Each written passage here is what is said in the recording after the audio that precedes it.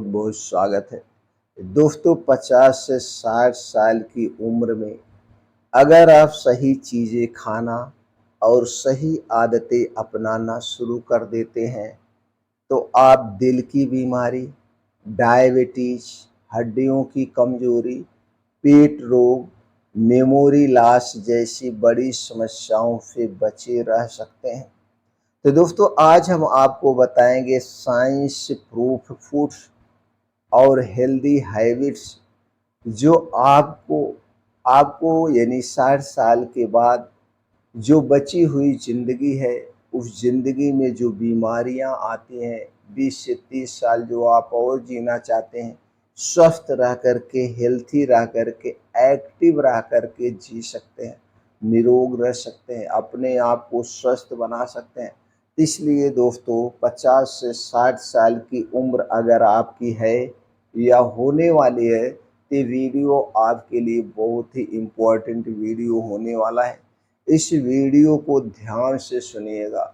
सुनने के बाद अगर आप जानकारी से पूर्ण रूप से संतुष्ट हैं, इसे ज़्यादा से ज़्यादा लोगों तक ज़रूर शेयर करिएगा। तो चलिए दोस्तों पहले हम जानते हैं ये बदलाव क्यों ज़रूरी है। 50 से 60 की उम्र में ये बदलाव क्यों ज़रूरी है, इसे हम 4 से 5 स्टेप में जानेंगे। इसलिए 4 से 5 स्टेप तक पूरा ध्यान से सुनिएगा। पहले हम जानेंगे बदलाव क्यों ज़रूरी है। दोस्तों 50 के बाद मेटाबॉलिज्म स्लो हो जाता है, मसल्स और बोन डेंसिटी कम होने लगती है, हार्मोनल चेंज होने लगते हैं, जैसे इम्यूनिटी सिस्टम भी कमज़ोर पड़ सकता है। रिसर्च हमारी बताती है कि इस उम्र में सही पोषण और सही लाइफस्टाइल न केवल बीमारियों से बचाता है बल्कि बायोलॉजिकल एज को भी धीमा कर देता है। तो दोस्तों अब हम चलिए ये जानते हैं 50 से 60 साल के बाद या इस उम्र में ज़रूरी फूड्स क्या है और उसके पोषक तत्व क्या हैं, कैसे वह हमें बीमारियों से बचाता है।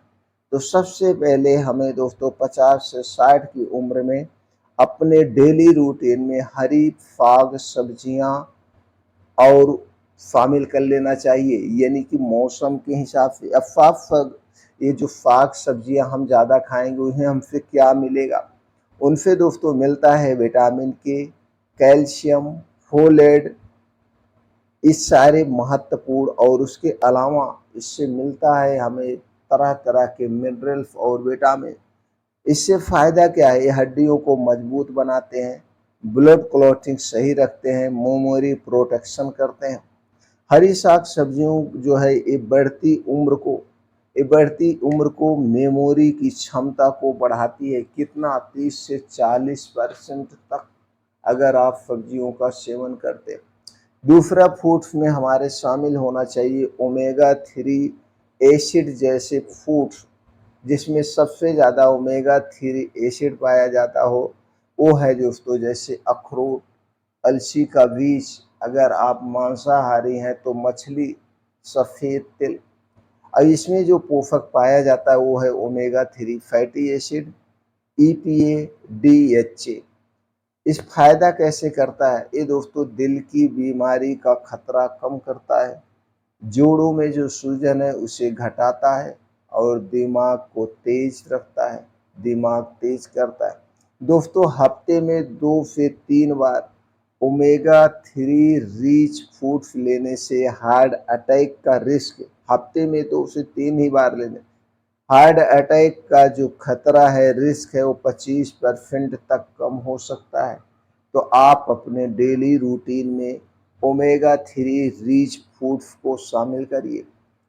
तीसरी चीज़ों में हम जानते हैं दोस्तों दूध और डेयरी प्रोडक्ट, वो भी कम फैट वाले, दूध, दही, पनीर, और ये आपके घर के होने चाहिए, पैकेट के बिल्कुल नहीं होने चाहिए।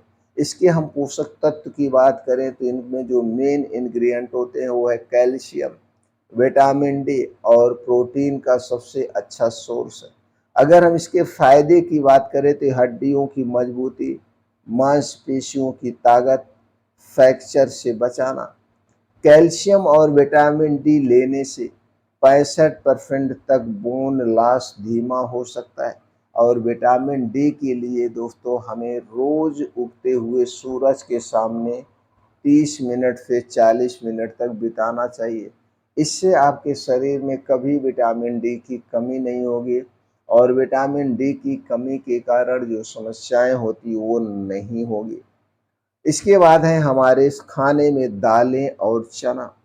इसके हम पोषक की बात करें तो दोस्तों ये plant based protein, fibre, magnesium का सबसे अच्छा स्रोत होता है।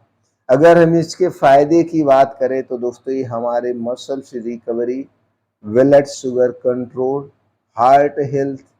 दालें रोज खाने से दोस्तों टाइप 2 डायबिटीज का खतरा 30% तक कम हो जाता है।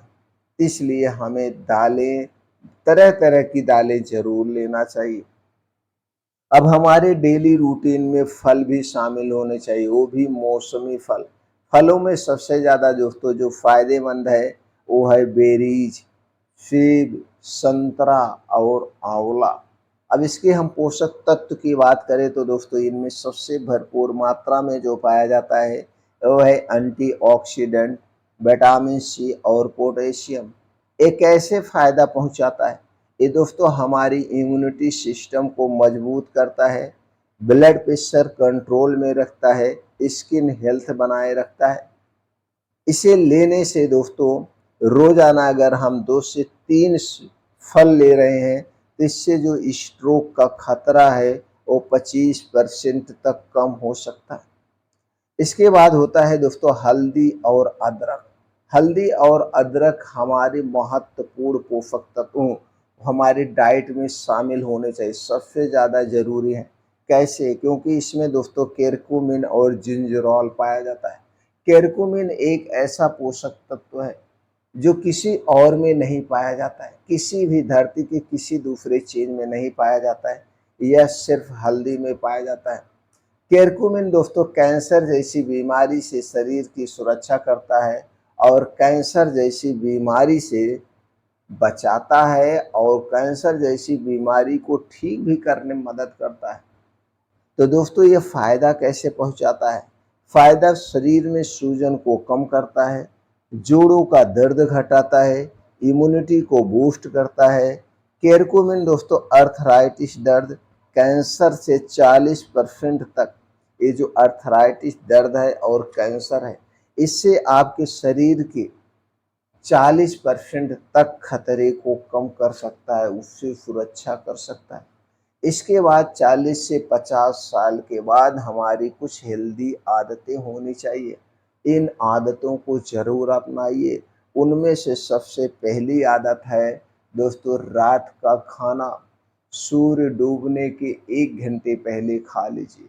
सूर्य डूबने के बाद खाने के नाम पे हमें कुछ नहीं खाना है।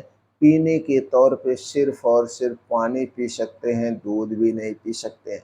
क्योंकि सूर्य डूबने के बाद हमारा पाचन तंत्र स्लो हो जाएगा। अगर हम कोई भी हैवी चीज़ खाएंगे तो सही से डाइजेस्ट नहीं होता है और जो चीज़ें सही से डाइजेस्ट नहीं होती हैं फिर गैस, कब्ज, एसिडिटी को बढ़ाती हैं। तो पहली आदत सूर्य डूबने के 1 घंटे पहले खाना है और अगले दिन सुबह दोस्तों सूर्योदय के 2 घंटे के बाद खाना है। तो ये 15 घंटे का जो आप उपवास करते हैं इस उम्र में, ये 15 घंटे का उपवास आपके शरीर को निरोगी रखेगा, आपको हर एक बीमारी को ठीक करने में मदद करेगा, सहयोग करेगा और शरीर की बीमारियों से सुरक्षा करेगा। कुछ अपनाएं या ना अपनाएं लेकिन इस आदत को जरूर अपनाइए 50 के बाद दोस्तों। दूसरी हेल्दी आदत क्या है? हमें रोजाना कम से कम 1.5 से 2 घंटे का समय निकालिए। 1.5 से 2 घंटे के समय में दोस्तों आपको अपने आप में खो जाना है। ऐसे स्थान का चुनाव करिए जहाँ पे मिट्टी हो, हरी घास हो, वहीं से नंगे पांव कम से कम 6 से 7 किलोमीटर का तेज गति का मॉर्निंग वॉक, अनुलोम विलोम, कपालभाति, भस्त्रिका प्राणायाम, दंड बैठक, सपाट मारिए, जो अपने शारीरिक क्षमता के अनुसार करिए। इसे रोज़ 1.5 से 2 घंटे करना है और आपको दोस्तों क्या करना है, अंत में 15 से 20 मिनट का ध्यान करना है। मेडिटेशन करने से हमारे अंदर की नेगेटिविटी खत्म होती है, हमारे अंदर पॉजिटिविटी है। अगर आप ये 2 आदत अपनाए हैं तो आप दोस्तों अपने आप को बीमारी से बचा सकते हैं। और इन दोनों आदतों को सबसे बड़ा फ़ायदा ये है, आपका जो हार्ट हेल्थ है, जोड़ों की जो लचक है, ये बनाए रखेगी, पेट से संबंधित बीमारियां नहीं हो। इसके बाद दोस्तों हमें और आदत क्या अपना, पर्याप्त नींद भी हमें चाहिए। 7 से 8 घंटे की पर्याप्त नींद चाहिए, जिससे हमारा जो हार्मोनल बैलेंस और ब्रेन ब्रेन हेल्थ के लिए बहुत ही ज़रूरी है। इसके बाद हाइड्रेशन, यानी कम से कम दिन में हमें 2 से 3 लीटर तक पानी ज़रूर पीना चाहिए। इससे किडनी और स्किन हेल्थी रहते हैं। स्ट्रेस मैनेजमेंट का आपको बनाना पड़ेगा, यानी कि ध्यान, गहरी सांस लेने की तकनीक, हॉबी आपको अपनाना पड़ेगा। और दोस्तों समय समय पर रेगुलर हेल्थ चेकअप बहुत ज़रूरी है, जैसे blood pressure, blood sugar, cholesterol, ये 3 चीज़ें आपको कराना पड़ेगा। और सबसे जो महत्वपूर्ण आदत है, चीनी, मैदा, रिफाइन तेल से दूरी बनाना। रिफाइन के नाम पे जितनी चीज़ें मिलती हैं, चाहे वो रिफाइन तेल हो, चाहे रिफाइन किया गया आटा हो, चाहे रिफाइन किया गया नमक हो, रिफाइन के नाम पे जितनी चीज़ें मिलती हैं उन्हें तुरंत इमीडिएटली आप हटा दीजिए। चीनी, मैदा ये बिल्कुल मत लीजिए। इसके स्थान पर आप देसी गुड़ ले सकते हैं और आटे से बनी हुई चीज़ें ले सकते हैं। यही आज सबसे बड़ी बीमारी का कारण है। तो सीधे तौर पे आप अपने घर का बना हुआ खाना खाइए। दोस्तों 50 से 60 साल की उम्र में सही खाने और आदतों से आप सिर्फ बीमारी से नहीं बचेंगे, बल्कि ज़िंदगी का हर दिन एक्टिव और एनर्जेटिक जिएंगे। आज ही दोस्तों ये बदलाव शुरू करें, क्योंकि हेल्थ में किया गया निवेश सबसे बड़ा निवेश होता है।